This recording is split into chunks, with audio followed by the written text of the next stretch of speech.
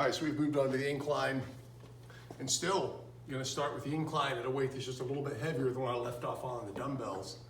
Another thing that I wanna, especially you just starting out, that don't have a lot of experience is, if you're using a power rack and you're using a bench and you're getting it in here, set the racks up to where there's not much lift off that you have to do. You can more or less just kind of pull it forward out of the rack with your lats. That's what you want. Engage everything tight, just kind of drag it out of there. You shouldn't have to lift it out of there too much.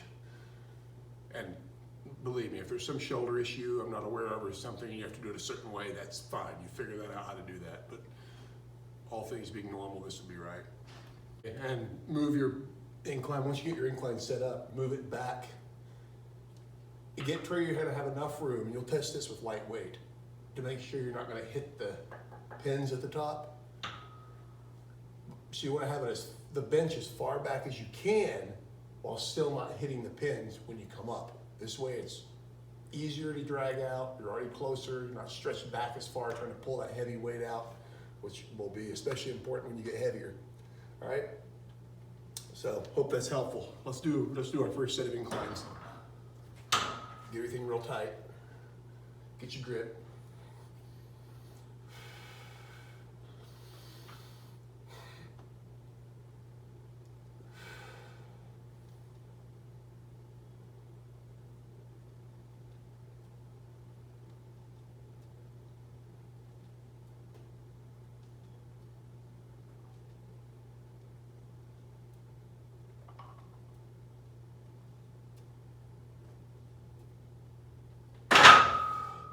Just make sure you're really ready before you go up to the heaviest weight.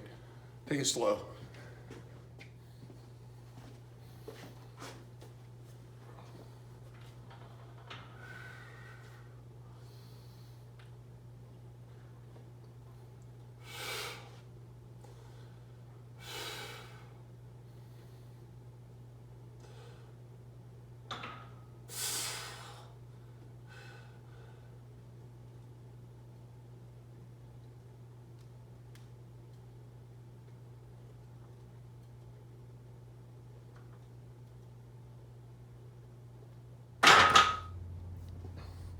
Another thing, maybe those of you that haven't used a power rack that much, and if you have a chance to use a power rack, use it.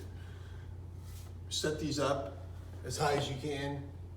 When you're at your bottom position, figure out your lowest position that you want to hit the racks. It's better to have a little low than a little too high. You could just throw the bar slightly if you ever got stuck and didn't have a spotter.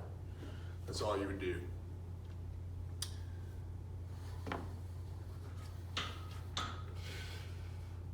Let's get it.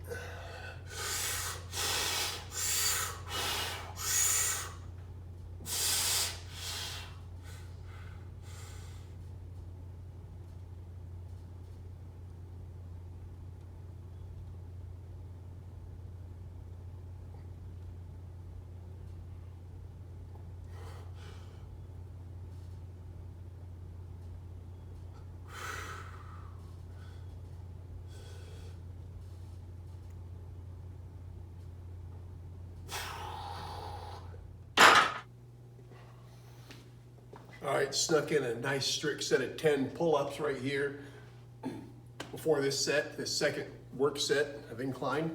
Everything's feeling good today, so we're gonna go with the second work set, stay at the same weight. As you saw, 5 reps was labored. No reason to go heavier. That's plenty to build up for what we're doing today.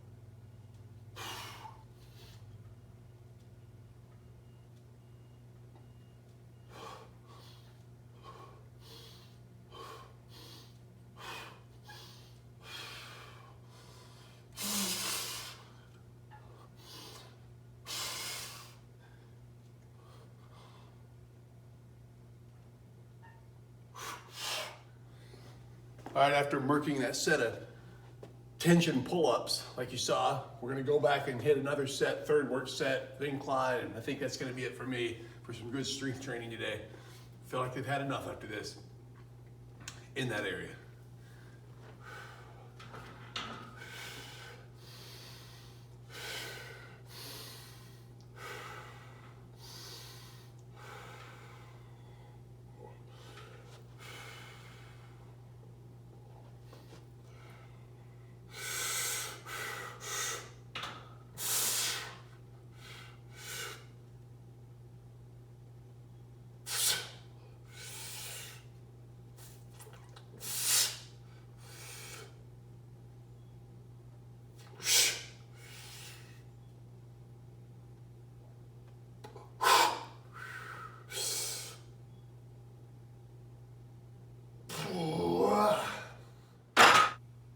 All right, what I want to show you right here is, this is a great angle to really hit that clavicular area, the upper chest, near the collarbone, the highest part, that upper shelf of the chest. Right there, according to my iPhone with the level on it, says that's a 49-degree angle right there. So it's about a 50-degree angle. And you gonna go ahead and merc one more set here on the pull-ups. We got the bench out of here, everything's done, so we don't need it anymore. So we're just gonna go through this. This time, just everything's gonna be at a really full stretch and then up, just to really get everything, that full latissimus.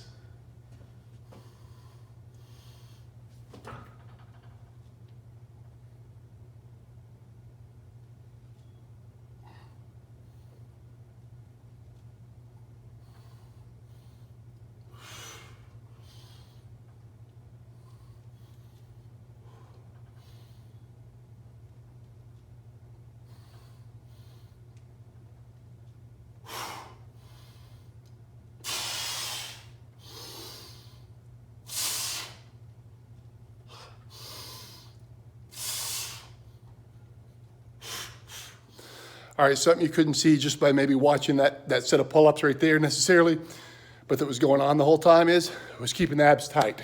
People lose a lot of strength and power doing that. They stay real relaxed and loose through the abdomen, and it's not as good. So when you go to pull up and do the hang, squeeze the abs all the way through to the top of the bar.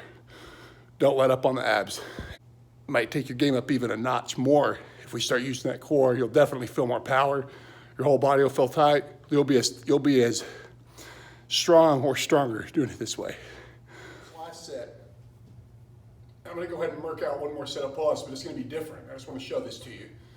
This is only gonna be the initial starting phase of it, that first latissimus engagement, if you will. And that's all I'm gonna do. Just get that first initial, go back down, initial. It's all gonna be just really stretching and pulling, getting that initial. And what I'm hoping to do with that is just, really working from tendon to tendon on that muscle, obviously. All right, so again, same rules apply. You always got the core tight. It's never loose. I don't do it that way anymore. This is better stuff, new stuff.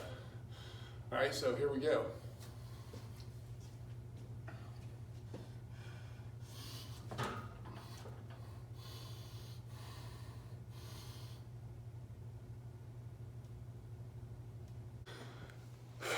So yeah, that's good. And but really, I think that can be more beneficial, that technique right there, because I've actually never done that before, just as a full set. And I think it's a lot more beneficial when you do it at the beginning of a set or during a set somewhere or near the very end. You feel a lot more. So, but I just want to show you that technique. Basically, you put that in where you can. And again, you don't need to do that at all. Just good old sticking to basics, pull-ups, plenty of development there. That's really what's going to do it overall. The method I was just showing you, it's good for keeping the biceps completely out of the deal when you just want to do that. Let's say you've already destroyed the lats and the arms like I feel like I have. Hey, it's just an extra thing you can do. All right, that's it for today, guys. Recover. Have a good rest of the night, day, whatever it is where you're watching. See you soon.